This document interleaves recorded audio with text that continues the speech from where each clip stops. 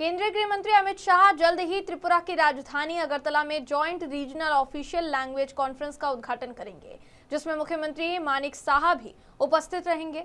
उद्घाटन समारोह में अमित शाह ने कहा कि हिंदी और स्थानीय भाषाओं के बीच कोई संघर्ष नहीं है, क्योंकि ये दोनों एक ही मां की बहनें हैं। उन्होंने कहा हिंदी सभी भाषाओं की सखी है और हिंदी को बढ़ावा देने से सभी भाषाएं मजबूत होती हैं। उन्होंने ये भी उल्लेख किया कि प्रधानमंत्री नरेंद्र मोदी के नेतृत्व में देश स्वभाषा सीखने और अपनाने के संकल्प के साथ आगे बढ़ रहा है।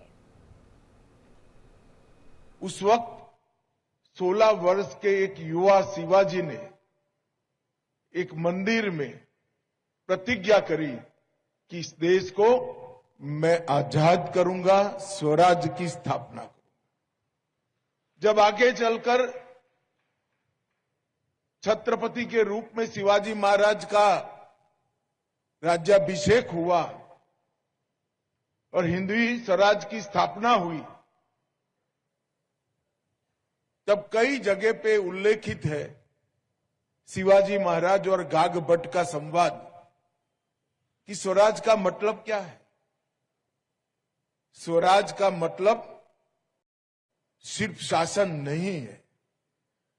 स्वराज का मतलब होता है स्वभाषा, स्वराज और स्वधर्म, ये तीनों मिलकर स्वराज होता है। और आज हमारे संविधान निर्माताओं ने शायद यहीं से प्रेरणा लेकर हिंदी को देश की राजभाषा बनाने का निर्णय किया होगा, जो आज हमें स्व की ओर वापिस ले जाने की एक बहुत बड़ी आंदोलन बनकर हमारे सामने हिंदी उभरी है। मित्रों, कई सालों तक हिंदी के लिए अपप्रचार किया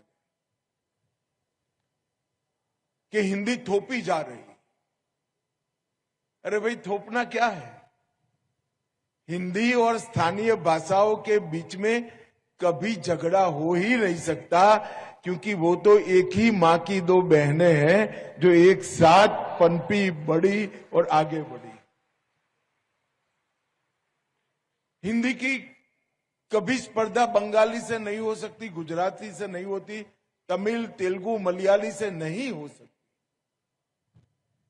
हिंदी ये सभी भाषाओं की सखी है, और जब हिंदी को बढ़ावा मिलता है तो अपने आप ये सारी भाषाएं मजबूत होती है, सारी भाषाओं को ताकत